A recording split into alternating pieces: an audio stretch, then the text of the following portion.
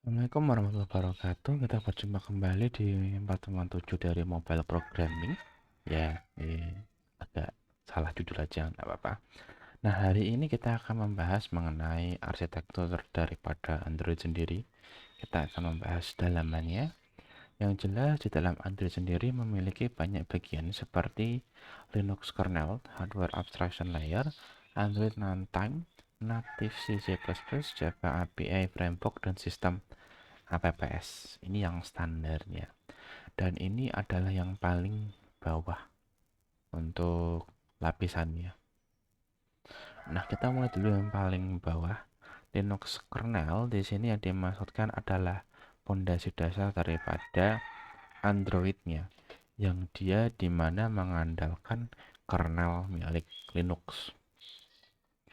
Nah, untuk operasinya untuk Android sangat bergantung kepada kernel Linux karena fungsi-fungsinya seperti trading dan manajemen memori tingkat rendah yang lebih baik dibandingkan sistem operasi lainnya. Selain itu juga free ya Linux kernel itu, sehingga mudah diadaptasikan ke Android. Nah, pemanfaatan daripada Linux kernel sendiri memiliki banyak manfaat seperti keamanan, ya karena Linux sendiri punya keamanan yang bagus sehingga diterapkan. Kemudian juga ada produsen perangkatnya itu bisa mengembangkan drivernya sendiri. Ya, driver mereka sendiri di perangkat keras smartphone. Makanya smartphone itu masing-masing punya driver yang berbeda dan tidak bisa dipaksakan ke HP satu maupun ke HP lainnya. Itu kunci dari Linux kernel. Nah, yang dicakup di dalam Linux kernel ada audio, binder IPC, display, keypad, Bluetooth, kamera, shared memory, USB, WiFi, power management. Itu semuanya ada di dalam jangkauan Linux kernel. Dan memang dalam manajemennya, ya, untuk mengakses perangkat kita memerlukan kernel drivernya. Tidak bisa menggunakan lainnya langsung dari atas, tidak bisa. Harus melalui kernel ini. Itu adalah kunci pertama daripada arsitektur Android. Kita naik satu lapis, di situ ada hardware abstraction layer yang kuncinya satu, dia melakukan translasi dari perangkat lunak ke perangkat keras. Translasi. Isinya adalah modul perpustakaan yang gunanya adalah mengimplementasikan komponen perangkat keras seperti kamera, Bluetooth, speaker. Ketika API Framework membuat panggilan dan mengakses perangkat keras perangkat, sistem Android akan meloading atau memuat modul perpustakaan itu tadi untuk mengakses perangkat kerasnya. Nah, hardware abstraction layer ini dia punya role sangat penting karena menjembatani antara perangkat keras dan perangkat lunak. Tanpa ada hal ini, komunikasi itu tidak akan pernah terjadi.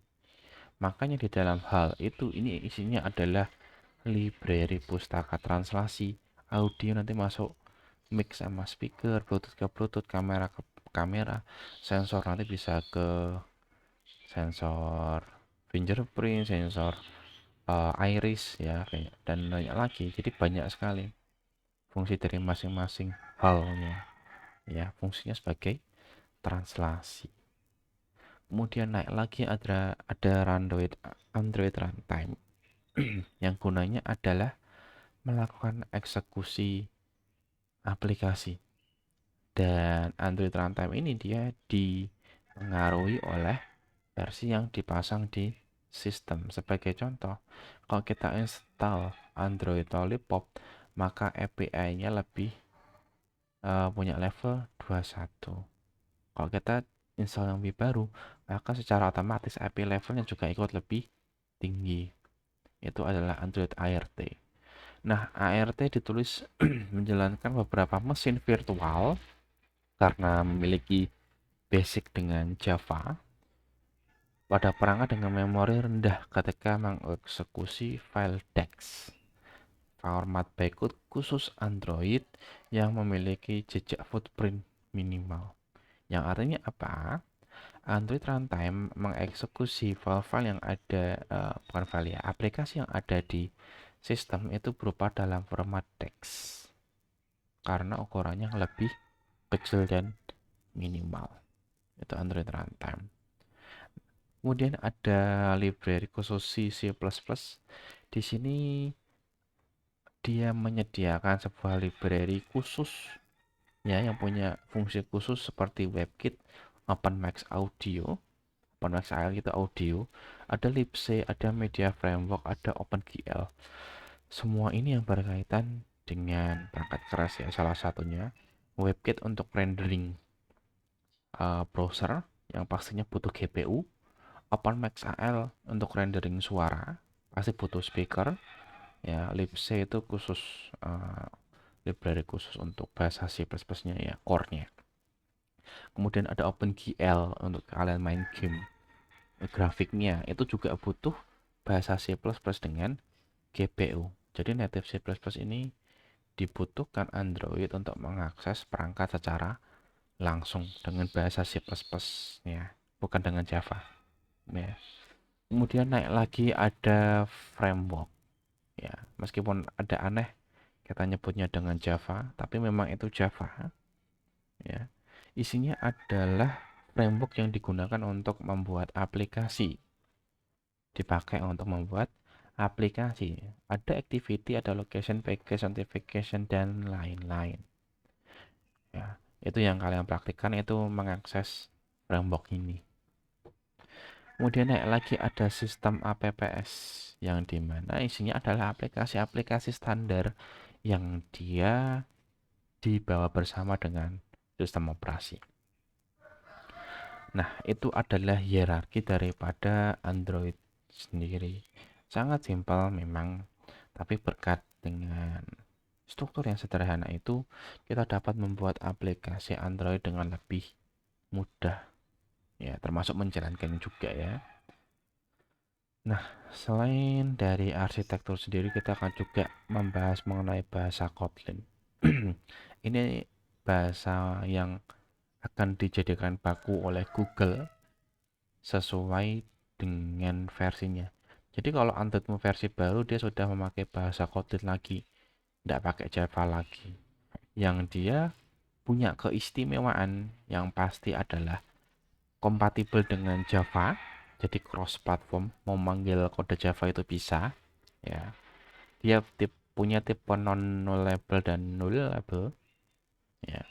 Karena masalah dari Java adalah null pointer exception. Ketika dia ketemu data yang punya nilai null, dia muncul error. Kebiasaan jeleknya Java. Dan banyak lagi keistimewaannya seperti tidak ada titik koma. Titik koma itu adalah sangat opsional. Sangat opsional. Kemudian ada template expression untuk nama variabel ya. Kemudian penggunaan lambda. Ini lambda itu di sini. Untuk event handling. Ya, jadi ketika kalian melakukan event handling di Android Studio, kalian akan melihat lambda. Jadi ketika ini diklik tab, maka view harus melaksanakan kode ini. Ya. Tapi yang lebih istimewanya sebenarnya adalah tidak ada titik koma ini, karena ini adalah dilema daripada programmer. Ini titik koma. Fitur Kotlin adalah ringkas, sederhana, ya sudah saya praktekkan sendiri. Saya membuat kode yang fungsinya sama, tetapi ternyata di Kotlin itu dia lebih singkat. Ya, lebih singkat kodenya, lebih sedikit kodenya. Ya, kemudian punya interoperabilitas. Kita bisa coding bersamaan baik dengan Java maupun Kotlin dan mereka akur di Android. Kemudian keamanan dari null pointer exception adalah kesalahan utama daripada Java.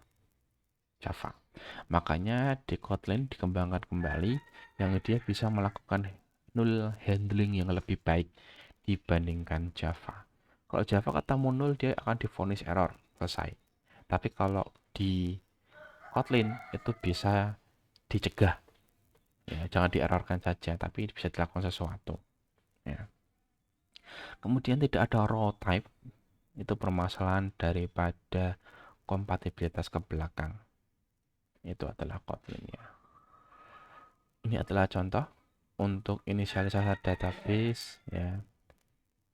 Kurang lebih dia hampir sama dengan yang Java, cuma lebih singkat di sininya untuk inisialisasi fungsi, kemudian inisialisasi database ya, kemudian tidak ada titik koma, kemudian tidak perlu kita pakai string apa-apa, tidak perlu, cukup pakai var atau val, itu sudah cukup ya. Var artinya adalah variabel.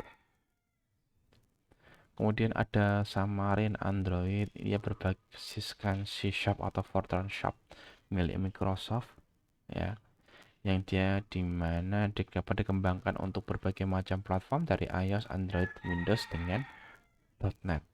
Tapi sayangnya Xamarin sepertinya sudah tidak ada ya, karena orang-orang sekarang lebih fokus ke Android Studio. Cara kerja Xamarin dia akan mengikuti daripada perangkat aplikasinya ya, yang dimana aplikasinya nanti akan di-sharekan di sini lapisannya. Meskipun perangkatnya berbeda Android Studio maupun iOS, Xamarin bisa dikompilasikan ke keduanya ya. Di sini memang tidak akan saya bahas banyak kalau Xamarin karena memang projectnya sudah mati. Nah, ini adalah di dalamnya tetap pakai ada Java, ada Android, ada Net API. Dia melakukan translasi bahasa. Itulah kenapa aplikasi itu bisa cross platform, bisa multi perangkat ya. Gitu saja. Nanti untuk kisi-kisi UTS-nya itu adalah dari awal sampai akhir, yang pastinya ya saya akan ambil masing-masing satu pertanyaan dari masing-masing babnya. Gitu saja sampai hari ini, saya ucapkan terima kasih dan sampai jumpa di pertemuan berikutnya.